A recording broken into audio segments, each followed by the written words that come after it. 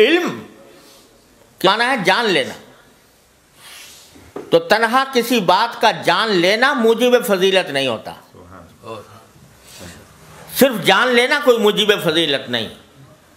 جاننے والا تو شیطان بھی تھا، ابلیس بھی تھا، اور فرمایا کہ اتنا جاننے والا تھا، اتنا علم اس کے پاس تھا کہ امام راضی کو بھی جاتے جاتے شکست دے گیا. واقعہ سنا ہوگا. جاتے جاتے امام راضی کو جیسے انسان کو بھی شکست دے گیا. علم تو اس کے پاس بھی تھا، عقل بھی بڑی تھی. عقل ایسی تھی کہ اگر اس کے دلیل کو جو اس نے اللہ تبارک و تعالیٰ کے سامنے پیش کی خالص عقل کی بنیاد پر رد کرنا چاہو تو کوئی راستہ نہیں کہ خلقتنی من نار و خلقتہ من طین.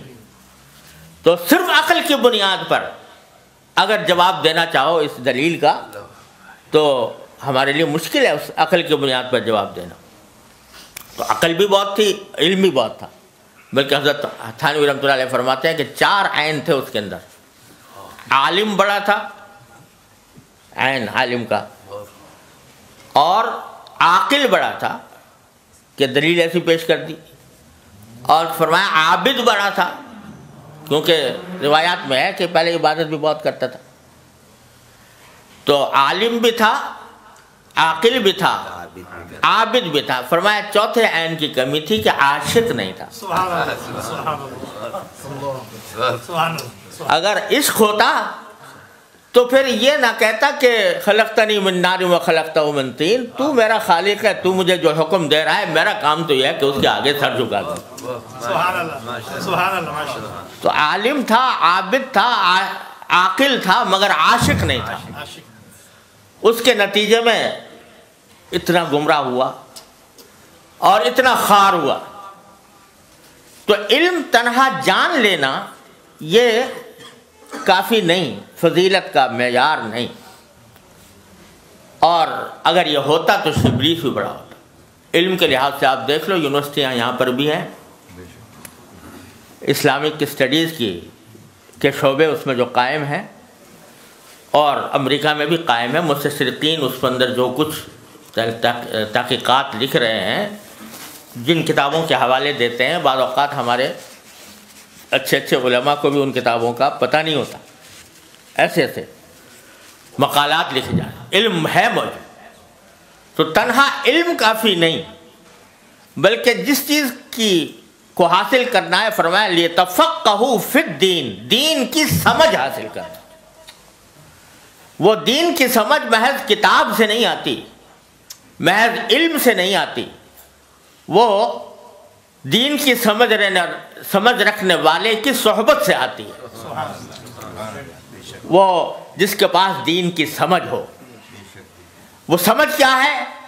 وہ سمجھ یہ ہے کہ کس وقت میرے دین کا مجھ سے کیا مطالبہ ہے، کس وقت دین کا کیا مطالبہ ہے. اس وقت وہ جو تقاضا اور جو مطالبہ ہوتا ہے، اس تقاضے اور مطالبے پر عمل کرنے کا نام ہے تفقہ فی الدین. حضرت حکیم الامت مولانا تھانوی رحمۃ اللہ کے زمانے میں ایک بستی تھی جہاں پر ارتداد کا فتنہ پھیلا ہوا تھا، زبردست ارتداد، لوگ مرتد ہو رہے تھے. تو وہاں کچھ لوگ تھے کہ جو ابھی مرتد کھلم کھلا نہیں ہوئے تھے، مگر انہوں نے کافروں کی سی باتیں شروع کر دی تھیں.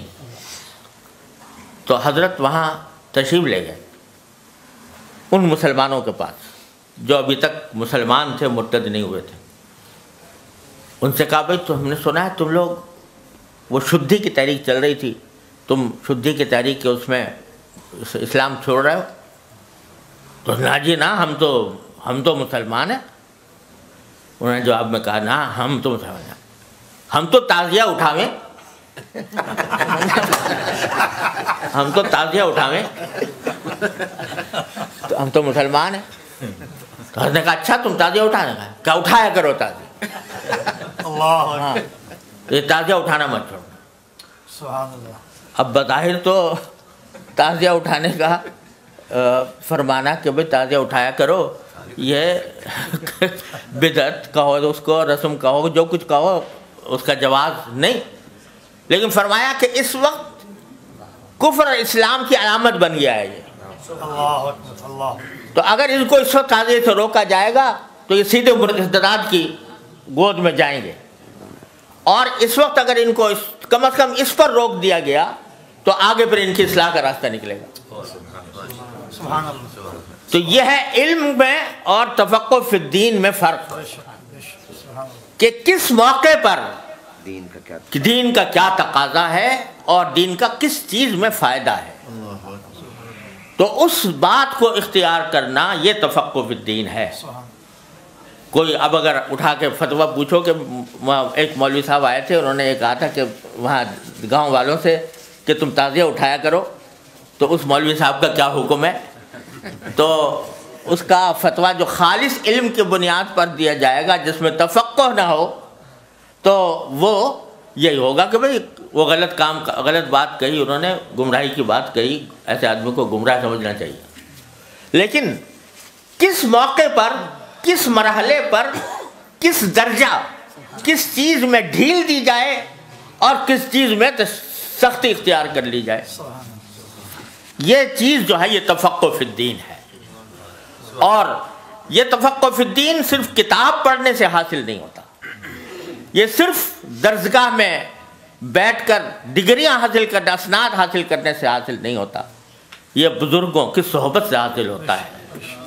نہ کتابوں سے، نہ کالج سے، نظر سے پیدا دین ہوتا ہے، بزرگوں کی نظر سے پیدا۔